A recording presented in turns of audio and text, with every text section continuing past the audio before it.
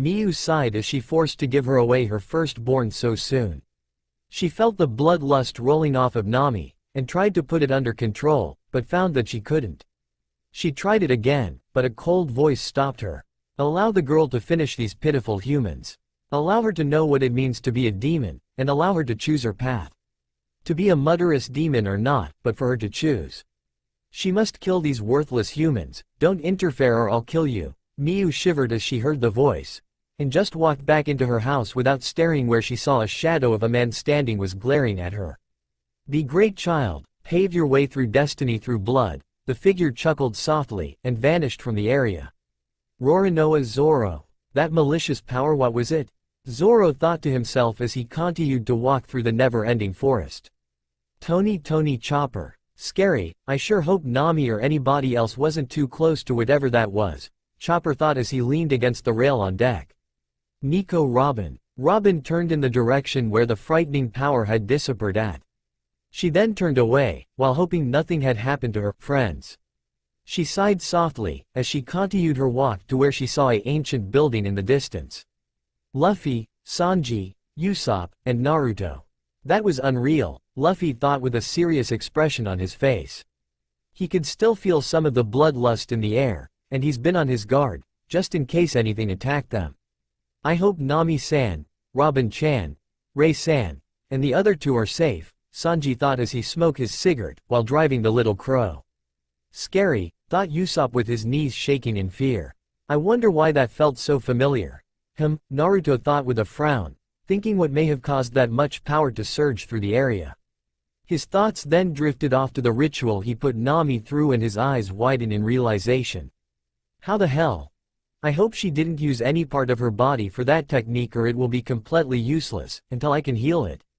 Enel, just full of surprises aren't you? But you are too dangerous to my plans. You either must be eliminated or I can make you my queen. Which shall I choose? Enel thought as he finishes off his apple and grabs another one with his mind racing on what to do with Nami.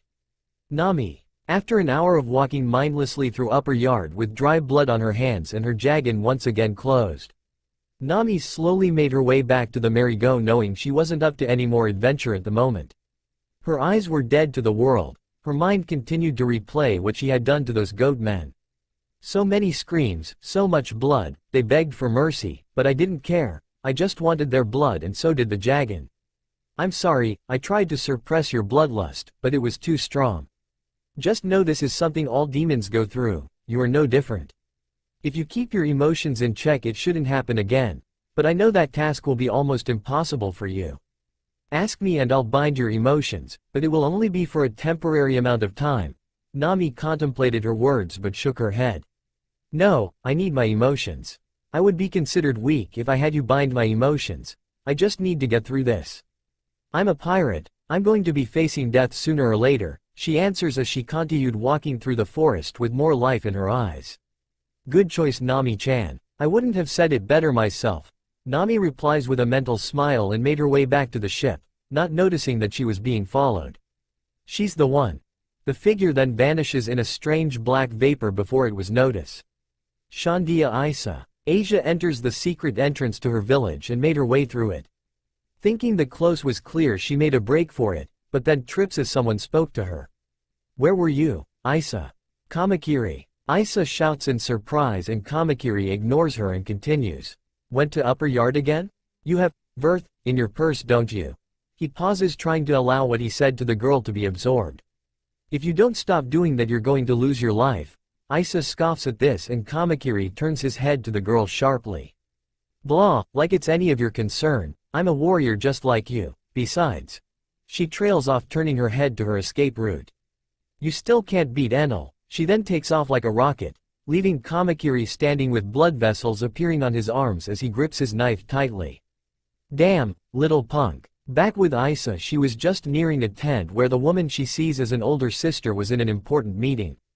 The meeting was reaching an end and Isa heard Wiper shouting. If you are uncertain, don't join the battle, lackey. Isa heard this and she felt anger raising inside of her and she had to force it down. You will only be in the way. Just as she was about to go in there and shout at Wiper, even if she is afraid of him, she was stopped by another voice. Isa, once again she falls flat on her face and she stands up angrily and glares at the smirking man. I didn't enter upper yard, she said panicking, and the man chuckles lightly. Don't enter the tent yet. Isa blinks waiting for Bram to continue. That man, who inherited the great warrior Calgara's blood, is quite angry. Isa shivers lightly at this, wondering what the hell she would have done if she would have attacked Wiper. Probably been killed. That's scary. Scarier than God. A frightened look appears on her face. Then her eyes suddenly goes wide as she hears two sounds going silent in upper yard. Have to tell Wiper. She takes a deep breath and shouts in the tent. Wiper, lackey, guys, she shouts, and in an instant all the Shandian warriors stepped out of the tent. What is it, Isa? Lackey asked as she stepped towards the younger girl. My mantra. Two voices went silent within upper yard, she said a little meekly as she tried not to look into Wiper's piercing eyes. Who is it, Isa? Wiper demands in a tone that wanted her to leave nothing out. Gon Fall and Priest Satori, she said as she gained some strength in her words. This is our chance, the true God has answered our prayers. If we are to succeed we must move now, he shouts as he and his men begins walking away. Lackey turns to Isa with a scowl and slaps her arm away from her leg. Isa, you're still not used to Wiper. Geez, stop clinging onto me like that. You're 13, grow up. Ignoring Lackey's words, Isa speaks up once again. Lackey, hey Lackey, Isa shouts into her cousin's ear. What? Gon Fall didn't beat the priest, there were other people down there, they did it. A serious expression crosses Lackey's face as Isa says this. I don't know who they are, but they are very strong. Please be careful. Lackey smiles at Isa's concern and talked to her about the verth in her purse. As the duo talked, Ray appears from the shadow of the tent near Isa, before vanishing instantly. Isa felt her and her eyes narrow slightly at this. She's still alive, and I led her here. Lackey would be disappointed if she found out, and Wiper would probably kill me. She shudders as she feels Ray's presence vanishing once again and continues to listen to Lackey as she tried to take her bag of verth away. Chopper. Must heal them, Chopper said weakly as he bandaged up Gon Fall and his friend Pierre. Have to heal them, no time to worry about who saved us, he mumbles as he finishes wrapping their bandages and slowly wrapped his own wounds. Guys, please hurry back, Luffy and co. So many skulls around here. Why? Naruto questions in an uninterested tone. He then sits up and turns behind him. We have company, guys. The others turn just as the Shandians jumps overhead and Luffy locks eyes with Wiper. Wiper flips and fires a cannon at them and Luffy glares up at him. Gomu no balloon. He inflates his body and bounces the cannon away from his crew and into the forest, causing an explosion to rock the area. Paramika, a devil fruit user? Wiper questions as he continues onward, then stops to give the shouting Luffy a message. You four are the ones from the Blue Sea. That's been causing a racket on Skypiea. If you don't want to die, go back to the Blue Sea, but, he trails off glaring fiercely at the unintimidated Straw Hats. Usopp was intimidated, but the other three weren't. If you try anything on this island, I'll treat you like Enel, and eliminate you as well. That is if you have the strength to escape from this place. Having sent his message, he left again, ignoring the shouting Luffy, and never noticing Ray, who appeared from the shadow of the tree he was just on. Sensei, Long Nose, Sanji, Captain. Ray shouts as she waved her arms around, getting their attention. Ray-san, Sanji shouts with enthusiasm, but not the loving kind he shows older women. Ray, where are the others? Naruto shouts as Ray vanishes into the shadows and reappears on the ship from Usopp's shadow, scaring him senseless. Chopper is back with Mary. Zoro and Robin is in a group last I checked. And I somehow lost Nami in the forest once I took a small break and nearly lost my life fighting against this girl who was riding on one of those skates being powered by a breath dial. Hitched a ride in the girl's shadow where I learned her name was Isa. The guy who just tried to kill you was Wiper. And they are now going to war with Enel and his priest to regain their land. This place, she explains with a yawn.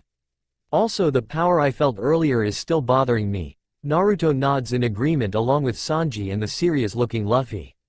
The group traveled talking about the things that happened during their day, and after another hour of traveling with the sun setting around them, they finally made it to the altar where Nami was leaning against a tree, sleeping with her right arm over her chest. Zoro was staring at the ship wondering how they were going to get back onto Mary, and Robin was sitting next to the sleeping Nami, staring at her burnt arm in wonder. "We finally made it," Usopp shouts in happiness. "I'm here, Nami-san. Robin-chan. I've passed the trial of love just for you." Naruto sweats drop at them, but his eyes along with Ray and Luffy stares at Nami's prone from Nami's arm. "What happened?"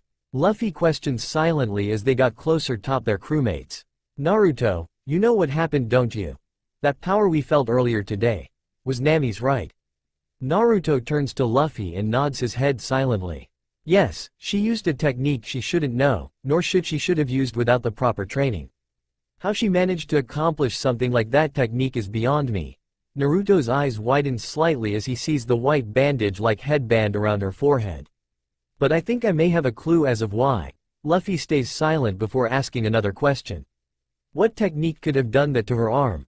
he asked as Zoro carries the unconscious Nami onto the little crow with Robin stepping in after him. "The Dragon of the Darkness Flame technique," he answers as he places his glowing green hand near her arm, only to be shocked by a spark of black lightning. "I won't be able to heal this. I'm going to have to bind her arm and place special seals on a new bandage to contain her power. And hopefully it will heal on its own once I seal it," he said with a frown and a mental glare to the nervous Shia. Things are becoming a lot more complicated than they need be. That's all for now. If you want to see next part, then please like this video and subscribe my channel. Thank you.